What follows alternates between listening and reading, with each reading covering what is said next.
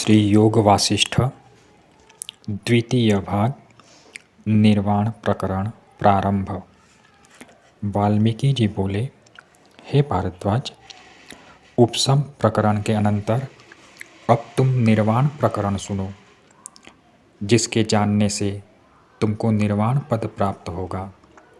मुनि नायक ने राम जी से बड़े उत्तम वचन कहे और राम जी ने सब ओर से मन खींचकर मुनीश्वर के वाक्यों में लगाया।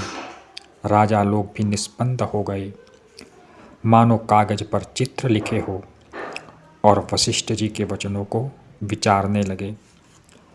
राजकुमार भी विचारते, गर्दन हिलाते और अपने सिर पर हाथ फेरते विस्मय मग्न हो गए। उन्हें यह जानकर प्रसन्नता के साथ ही आश्चर्य भी हुआ कि जिस जगत को वे सत्य जानकर तल्लीन हो रहे थे वह है ही नहीं। तब दिन का चतुर्थ भाग रह गया और सूर्य अस्त हुए। मानो वशिष्ठ जी के वचन सुनकर सूर्य भी कृतार्थ हुए। उनका ताप घट गया और शीतलता प्राप्त हुई।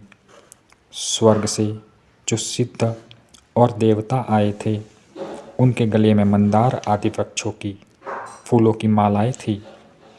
उससे पवन के द्वारा सब स्थान सुगंधित हो गए। भंवरे फूलों पर गुंजार करने लगे।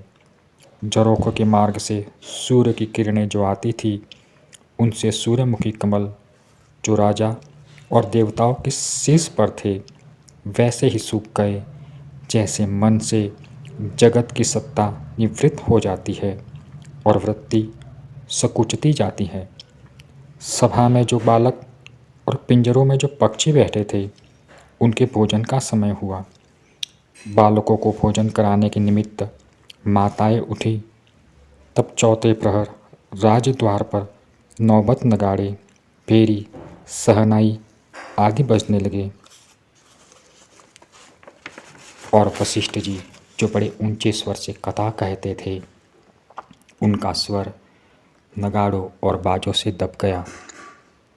तब जैसे वर्षा काल का मेघ गरजता है और मोर बोलकर चुप हो जाते हैं, वैसे ही वशिष्ठ जी चुप हो गए। ऐसा शब्द हुआ जो आकाश, पृथ्वी और सब दिशाओं में भर गया। पिंजरों में पक्षी पंखों को फैलाकर भड़ भड़ शब्द करने लगे, जैसे भूकंप में लोग कांपते और शब्द करते हैं। बालक माताओं के शरीर से लिपट गए। इसके अनंतर मुनि शार्दुल वशिष्ठ जी बोले, हे निष्पाप रघुनाथ, मैंने तुम्हारे चित्त रूपी पक्षी को फंसाने के निमित्त अपना वाक चाल रूपी जाल फैलाया है। इससे अपने चित्त को वश करके तुम आत्मा पद में लगो। हे राम, यह जो मैंने तुमको उपदेश किया है, उसके सार में दुर्बुद्धि को त्याग कर चित्त लगाओ। जैसे हंस जल को त्याग कर दूध पान करता है, वैसे ही आदि से अंत पर्यंत सब उपदेश बारंबार विचार कर सार को अंगीकार करो।